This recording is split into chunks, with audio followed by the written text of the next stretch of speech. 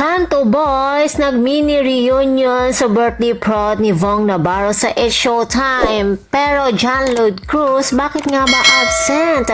Natuwa at na-surprise sa mga fans ng Kanto Boys na makitang muli ang mga ito na nag-perform sa It's Showtime na kinabibilangan ni Vong Navarro, Billy Crawford, Luis Manzano at ang hindi nakadalo na si John Lloyd Cruz.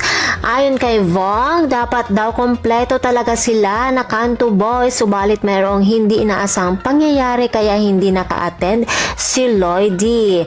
Matatandaan ngang sumikat at nakilala noon ang Kanto Boys noong 2009 sa ASAP dahil sa kwela at nakakaaliw nilang performance.